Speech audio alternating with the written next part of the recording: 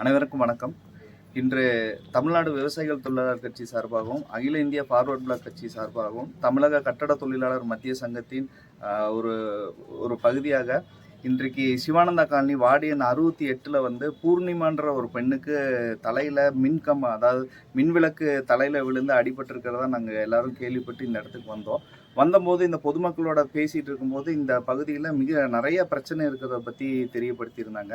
அதுலேயும் குறிப்பாக பார்த்தீங்கன்னா இந்த பகுதி வந்து மிக மிக சுகாதாரமற்ற ஒரு நிலையில் இருந்துட்டு இருக்குது.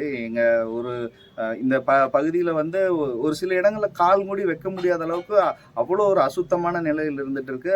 அது சம்பந்தமாக இந்த பகுதி மக்கள்கிட்ட நம்ம கேட்கும்போது மாநகராட்சி ஊழியர்களும் சரி, கவுன்சிலரும் சரி இந்த பக்கம் இது வரைக்கும் வரவும் இல்லை, எந்த ஒரு நடவடிக்கை எடுக்கிறது இல்லை, எங்களை புறக்கணிக்கிறாங்க அப்படிங்கிற மாதிரி ஒரு குற்றச்சாட்டு வச்சிருக்கிறாங்க.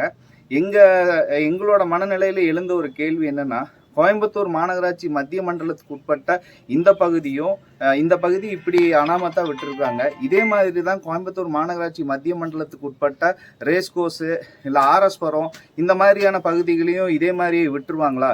அந்த அளவுக்கு ஒரு மோசமான நிலையில ஏன் இந்த மக்களுக்கு மட்டும் இப்படி ஒரு நிலைமையை விட்டு வச்சிருக்காங்க அப்படிங்கிறது வந்து உண்மையாலுமே புரியல. இன்னைக்கு நடந்து வரும் இந்த நல்லாட்சியில வந்து இந்த மாதிரி ஒரு அவப்பெயர் வந்து இந்த ஆட்சிக்கு இருக்குது அப்படின்னாக்கா அதுக்கு இந்த பகுதியை சார்ந்த அரசு அதிகாரிகளும் மக்களால் தேர்ந்தெடுக்கப்பட்ட பிரதிநிதிகளும் தான் இதுக்கு முழு பொறுப்பேற்று உடனடியாக போர்க்கால அடிப்படையில் இந்த பகுதியை வந்து சுகாதாரமான நிலையில் மாற்றி கொடுக்கணும். எத்தனையோ இதை பற்றி நம்ம பேச போனோம்னா மாநகராட்சி சார்பாக எத்தனையோ கம்ப்ளைண்ட்டை சொல்லலாம். நாங்கள் சொன்னால் அவங்க கேட்கல, அவங்க இது பண்ணல, அப்படி இந்த பகுதியை வந்து அவங்க சரியாக இல்லைன்றப்ப அதை மேம்படுத்த வேண்டியது மக்களால் தேர்ந்தெடுக்கப்பட்ட பிரதிநிதிகளுடைய ஒரு முக்கியமான பணி. அதையும் அவங்க தான் செஞ்சுருக்கணும். பொதுவாக மக்களை எப்பயுமே குத்தம் சொல்லிட்டு இருக்கிறத வந்து எந்த ஒரு பலனும் கிடையாது.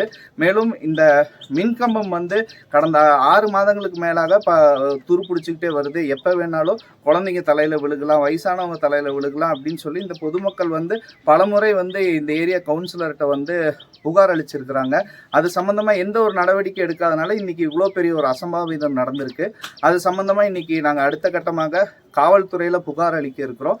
மேலும் மாநகராட்சி துணை உதவி ஆணையர் அவர்களிடமும் புகார் அளிக்க இருக்கிறோம். மேலும் இந்த பாதிக்கப்பட்ட பெண்ணுக்கு 5 லட்சம் ரூபாய் நஷ்ட ஈடும் கேட்க இருக்கிறோன்றத இந்த நேரத்தில் தெரிவிச்சுக்கிறோங்க.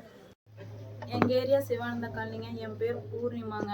இந்த கரண்ட்டு கம்பம் 3 மாதத்துக்கு முன்னாடி இருந்தே டேமேஜாக இருந்துச்சு. அதை நான் எங்கள் ஏரியா கவுன்சிலர்கிட்ட சொன்னேங்க, வந்து பார்க்குறேன்னாங்க. 3 மாதமாக பார்க்கலைங்க. இப்போ அடித்த மழைக்கு அதுக்கு ரொம்ப சாஞ்சு நின்றுருந்துச்சு. சாஞ்சு நின்றுருந்தப்பவே நாங்கள் ஃபோனில் சொல்லிட்டேங்க, அது விழுந்துற போகுது பாருங்க அப்படின்னதுக்கு அவங்க எந்த ஒரு ஆக்ஷனும் எடுக்கலைங்க. குழந்தைங்க வந்துடுவாங்கங்கிறதுக்காண்டி நாங்கள் அந்த இடத்துல நின்றுட்டு குழந்தைகள் உள்ள அனுப்பிட்டு உள்ளே வரும்போது அந்த கம்பம் சாஞ்சிருச்சுங்க. 6 மணி போல் அந்த கம்பம் சாஞ்சிச்சிங்க. இந்த மாதிரி தான் எல்லா இதுலேயும் எந்த ஒரு கேர் பண்ணிக்காமல் இருக்கிறாங்க. ஆனால் இப்போ வந்து பார்க்க போனால் 2 நாள் அந்த கம்பம் என் மேலே விழுந்த உடனே புது கம்பம் வச்சுருக்காங்க. நாங்கள் தினம் கூலிக்காரங்க தாங்க, நாங்கள் என்ன செய்கிறதுங்க? இப்போ வரைக்கும் யாருமே என்னை வந்து பார்க்கலிங்க. ஃபோன் மூலிமா கூட எந்த ஒரு ஆதரவும் சொல்லலைங்க. கவுன்சிலர்காரங்க பார்க்கலிங்க. அந்த குப்பை கூவ மாதிரி நிறைஞ்சு கிடக்குதுங்க. அதுக்கு சொன்னாலும் வந்து எந்த ஒரு ஆக்ஷனும் பண்ணுறது இல்லைங்க. இதே மழை வந்தால் அந்த மண் சேகதி எல்லாமே வீட்டுக்குள்ளே தான் வருங்க. தண்ணி போகிறக்கு அங்கே வழி இல்லைங்க. அதை அடைச்சி கொடுக்க சொல்லிட்டு தான் இருக்கேங்க நாங்கள் எல்லாருமே.